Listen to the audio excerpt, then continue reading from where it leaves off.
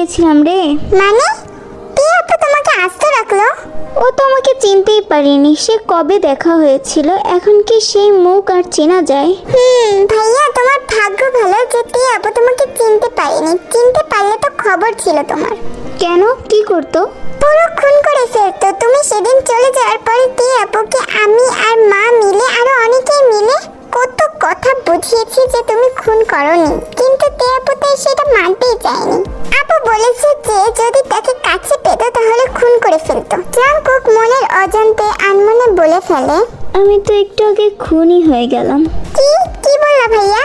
কিছুই না, তবে শুনে রাখ যে তোর ভাবি খুব তাড়াতাড়ি আমার কাছে আসতে চলেছে।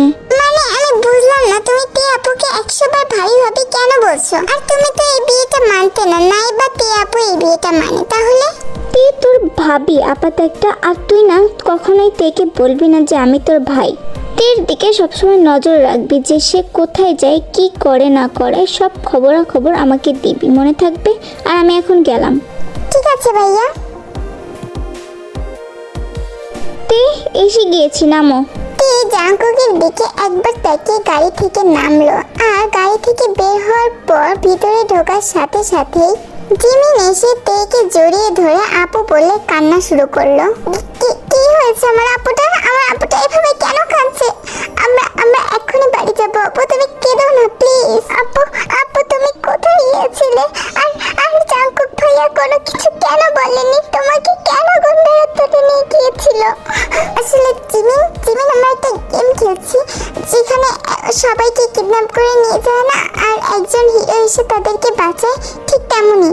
আচ্ছা আপু, তাহলে কি এই গেমের হিরো জাংকুক ভাইয়া?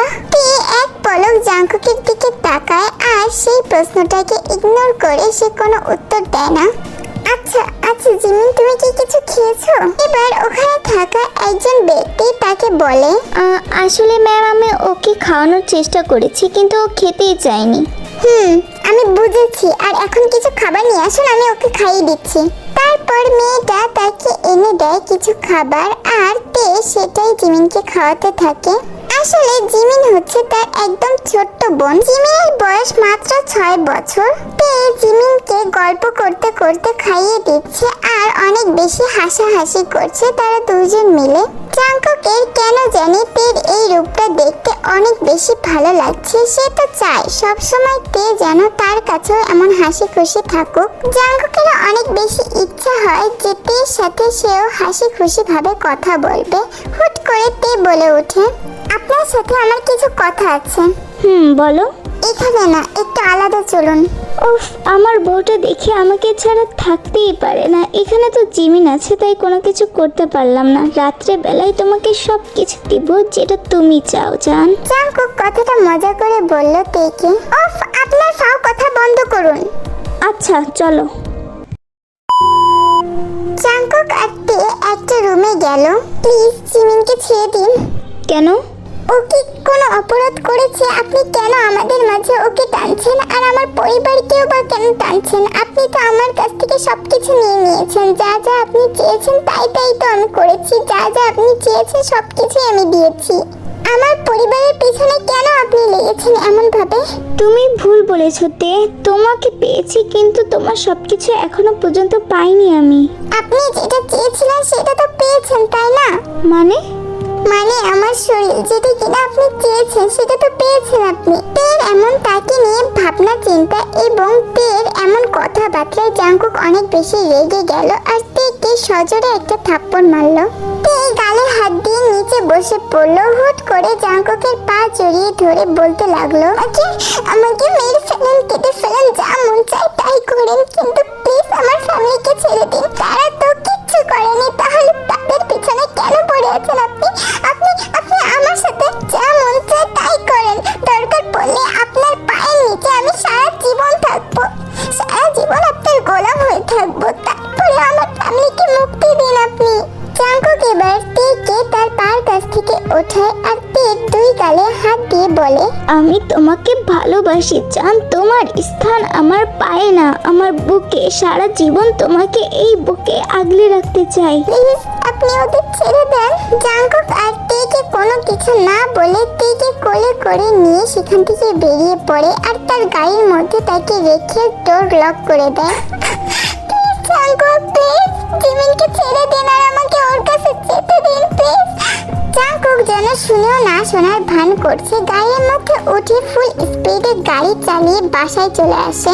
তে গাড়ি থেকে নামিয়ে টানতে টানতে বাসার মধ্যে নিয়ে গেল আর সোজা তার বেডরুমে গিয়ে তেকে ছুঁড়ে ফেললো। বিছানায় ছুঁড়ে মারতেই তে খানিকটাই ব্যথা পেয়েছে তার হাতে। কি হলো, আপনি আমাকে এখানে কেন এনেছেন আবারও?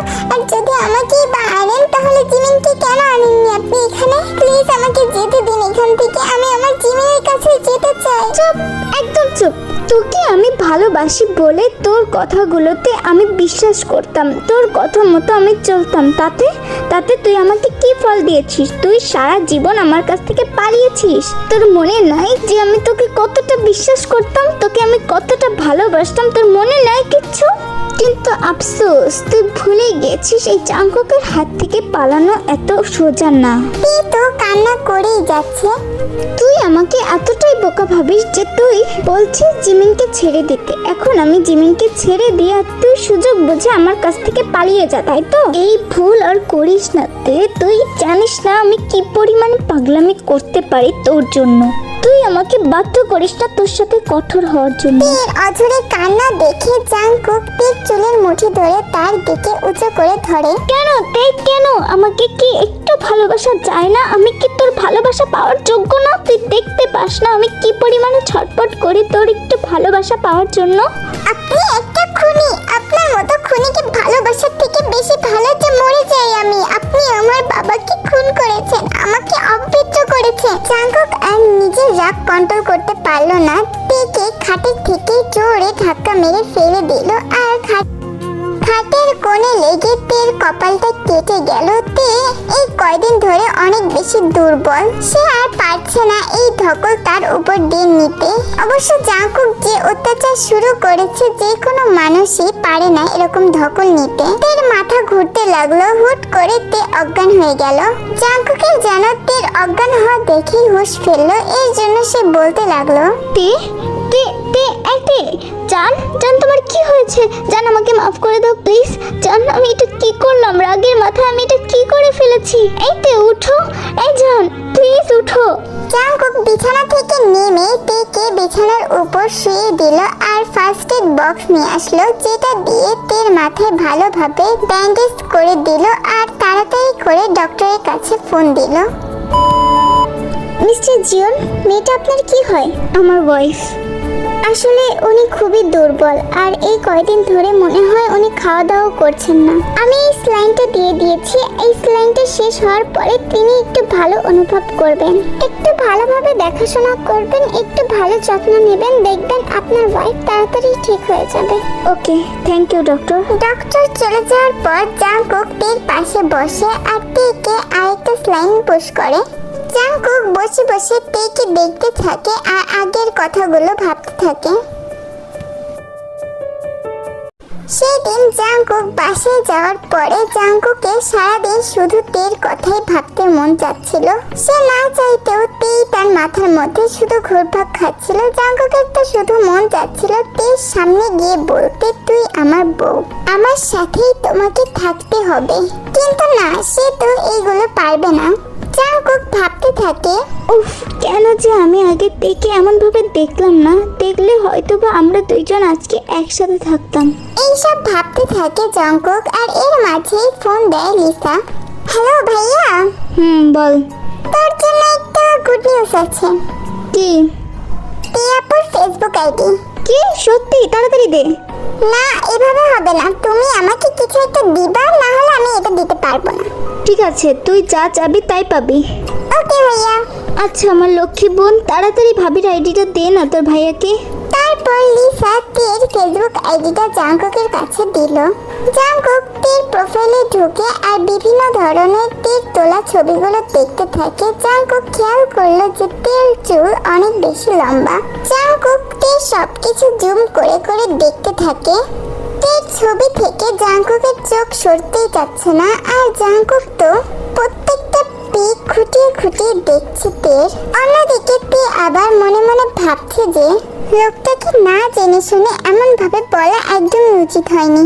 সে তো আমার উপকার করতেই এসেছিল, কিন্তু আমি যে এমন ভাবে বললাম, পরে যে সরি বলবো এর জন্য লোকটাকে খুঁজেও পেলাম না। কি জানি কোথায় চলে গিয়েছিল। তের এইসব ভাবার মধ্যেই তের মা আয়ু তাকে ডাক দিল খাবার খাওয়ার জন্য। এই তে, খেতে আয় মা। আসছি আম্মু বলেই তে চলে যায় ডাইনিং রুমে খাবার খাওয়ার জন্য। আম্মু, জিমিন কোথায়? কি আর করবে, মনে হয় আমার রুমে বসে বসে ড্রয়িং করছে। ও আচ্ছা আম্মু, তাহলে তুমি এখানটা দেখো, আমি জিমিনকে নিয়ে আসি। তারপর তে চলে গেল তার মায়ের রুমে জিমিনকে আনতে। জিমিনকে আনার পর তে আর তার মা একসাথে বসে বসে গল্প করতে থাকে আর জিমিনকে খাইয়ে দিতে থাকে।